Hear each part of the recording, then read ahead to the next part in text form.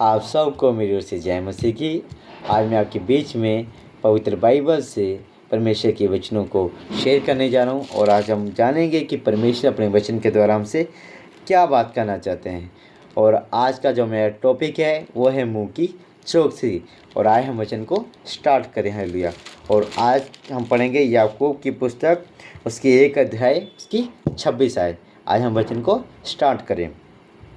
यदि कोई अपने आप को भक्त समझे और अपनी जीभ पर लगाम ना दे पर अपने हृदय को धोखा दे तो उसकी भक्ति व्यर्थ है।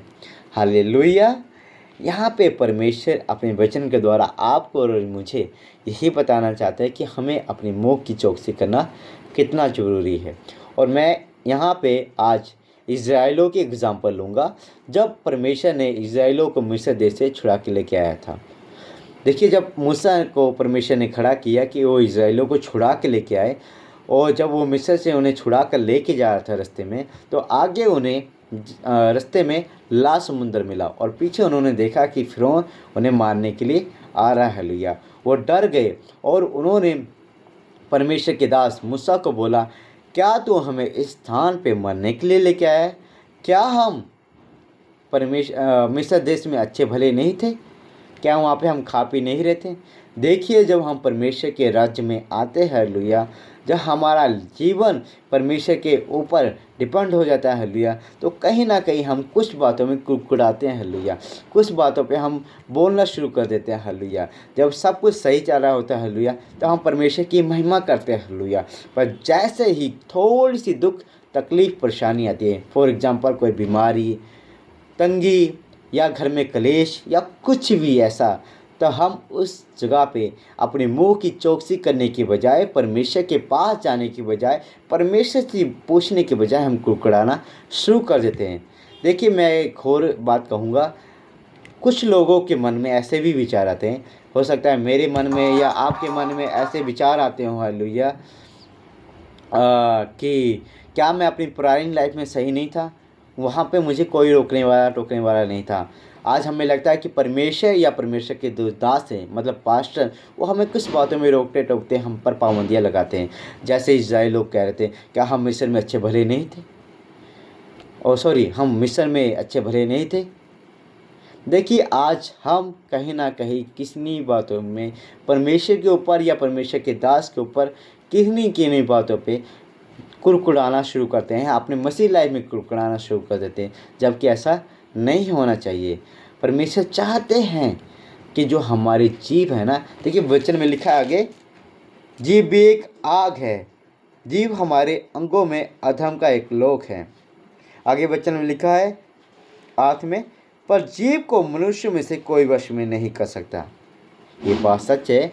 आप और मैं चाहे कितना भी जोर लगा लें, ये हम अपने बलबूते के जोर पर नहीं कर सकते कि हम अपने मुंह की चौकसी करें। हम हो सकता है कुछ बातों पे अपनी मुंह की चौकसी कर लें, कुछ जगह पे चुप रह लें, हालेलुया।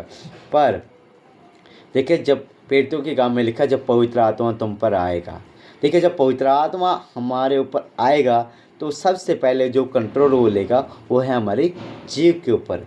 अक्सर हमारे जीवन में पवित्र आत्मा नहीं होने के कारण या पवित्र आत्मा का कंट्रोल ना होने के कारण हम अपने मुंह की चौकसी नहीं कर पाते।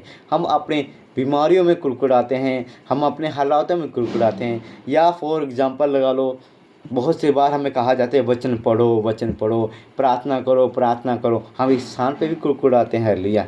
क्या हर वक्त प्रार्थना, हर वक्त वचन पढ़ो, क्या हर वक्त चर्च जाओ, क्या हर वक्त मीटिंग।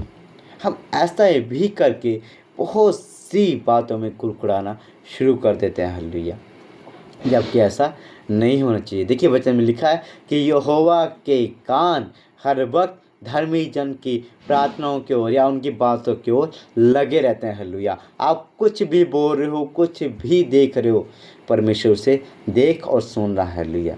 इस बात को याद रखिए और आज से ही आप और मैं अपनी मुंह की चौकसी करें।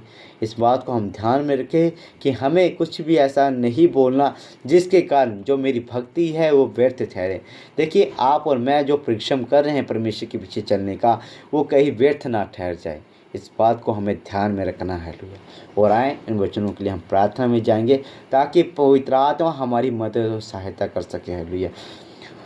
धन्यवाद करते हैं प्रभु इन वचनों के लिए। प्रभु जो आपने हमें आज बात सिखाई है कि हमें अपने मुंह की चौकसी करना बहुत ज़रूरी है ताकि हमारी जो भक्ति है जो हम आपके साथ कर रहे हैं हालेलुया वो व्यर्थ ना ठहर जाए पिता परमेश्वर।